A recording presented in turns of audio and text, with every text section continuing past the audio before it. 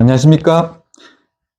지난번까지 우리 구독자님께서 파묘를 보고 저희 생각을 말씀해 달라 그래가지고 파묘를 보고 나서 번외 3, 4로 2회에 걸쳐 말씀을 드렸고, 오늘부터는 저희 통찰 한자의 본 궤도로 들어와 가지고 지난번 명리에 대해서 말씀을 드렸고 그 다음에 풍수에 대해서 말씀을 드린다고 했는데, 그 풍수에 대해서 제가 파묘를 보기 전에는 풍수의 개념에 대해서 이제 설명을 드리고 오행, 강론으로 들어가서 하려고 했는데, 그 파묘를 보고 난 이후 약간 생각이 바뀌어가지고 이 풍수를 어떻게 봐야 되는지, 그래서 풍수, 현대의 풍수란 어떤 개념이어야 할까?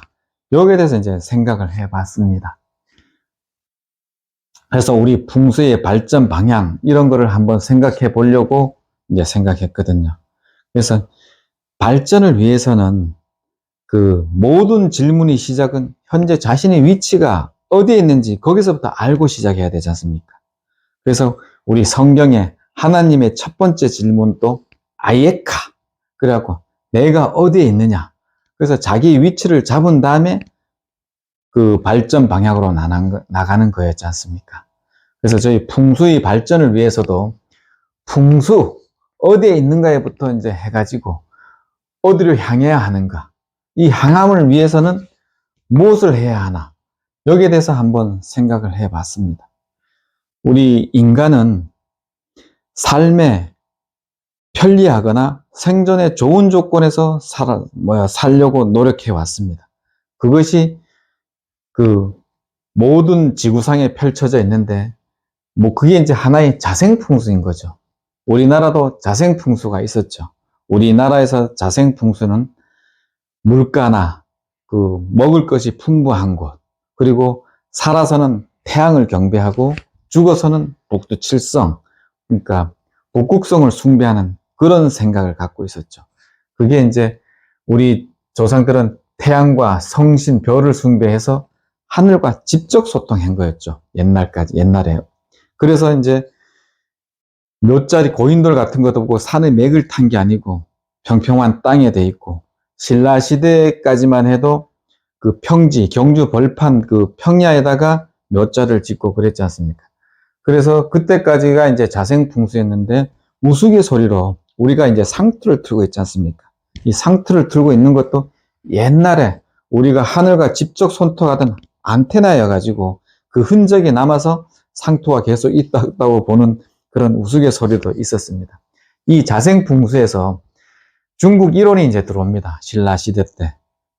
우리 자생풍수와 중국 이론이 혼합을 해가지고 산의 기운, 맥의 기운, 상식적으로 그냥 하늘과 소통하는 게 아니라 하늘의 그 기를 받은 산을 성이라 그러거든요. 거기서 용해서 이 땅에 흘러서 기가 맺히는 곳, 산의 기운, 그거를 이제 이론적으로 만드는 거죠.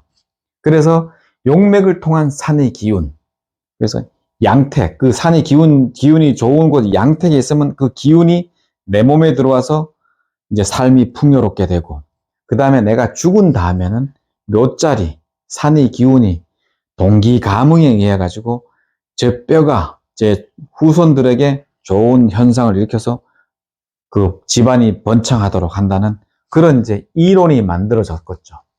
그리고 이 풍수란 용어도 그때 이제 들어왔는데, 이 풍수는 진나라 때 이제 곽박이 이제 장서라는 이제 글을 썼었습니다. 이 장서는 그 곽박 이전에 청호경이라는 이제 책이 있었는데 작자 미상인 거죠.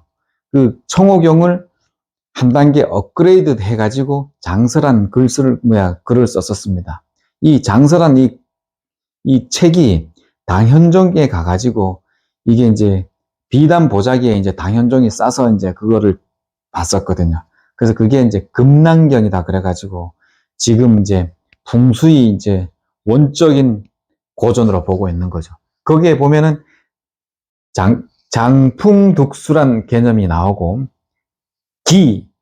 승풍, 득산, 개수, 즉지 이런 말이 나온다고 합니다. 거기에서 풍수란 개념을 받아와서 풍수란 용어를 만들었고, 이건 장풍득수는 바람을 거두고 물을 얻는다. 하나의 국을 이제 설명하는 거거든요. 그리고 승풍즉산 개수즉지는 기의 성질을 말을 한 거거든요. 기는 바람을 만나면 흩어지고 물을 만나면 멈춘다. 그런 거거든요. 이 이제 풍수란 용어가 지금까지 이제 이어온 거죠. 지난번에도 제가 한번 말씀을 드렸었지만은 이 세상에서 변하지 않는 유일한 진리는 모든 것은 변한다이지 않습니까? 그럼 이 개념도 좀 변해야 된다고 생각해가지고 우리가 풍수 어디를 향해야 하는가? 요게 이제 그 개념을 저는 활풍용수로 이제 생각을 했거든요. 활풍용수. 이걸 하기 위해서 우리는 무엇을 해야 하는가?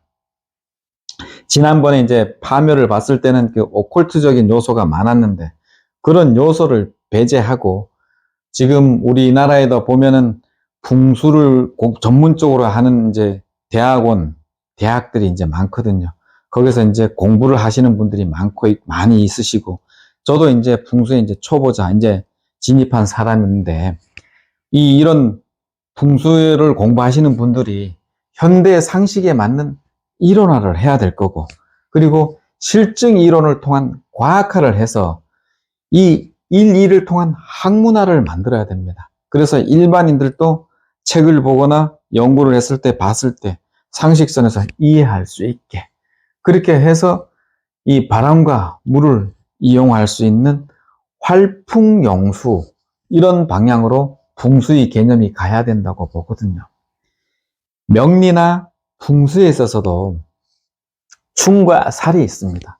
그 옛날까지는 이 충과 살은 나쁜 걸로 봤었습니다. 나쁜 걸로. 그런데 이 활풍용수의 개념을 적용을 하면은 이 그냥 좋다 나쁘다가 아니라 목적에 맞아가지고 활용함에 있어서나 용도의 목적에 맞느냐 안 맞느냐 이걸로 보는 거죠. 그래서 충이 있어도 그 충을 통해서 그 충을 길로 만드는 거죠. 그 다음에 살이 있어도 이 살, 제가 이게 지금 뱃살이 이게 많지만 이 뱃살도 제가 만약에 쫄쫄 굶었을 때 이 뱃살이 하나의 영양분이 돼서도 저를 살리는 그런 살이 될 수도 있지 않습니까? 그 좋은 살로 만드는 거, 그 목적에 맞는 그 살, 충이 돼야 되겠죠. 그래서 바람이 많이 세게 분다 그러면 그걸 활용해가지고 풍력발전소도 만들고 또 물을 이용해서 수력발전소도 만들고 이런 식으로 목적에 맞는 활용과 용도에 맞느냐 안 맞느냐의 개념으로 해가지고 현대 풍수는 활풍용수란 이 용어를 가지고 풍수의 개념을 받아들였으면 좋지 않겠냐 이 생각이 들어가지고 현대 풍수의 개념을 활풍용수로 한번 잡아봤습니다. 이게 이제 저희 이제 생각이지만은 여러분들도 이 풍수를 활용해가지고 생활의 편리함, 그리고 삶의 업그레이드, 이걸 했었으면 좋겠습니다.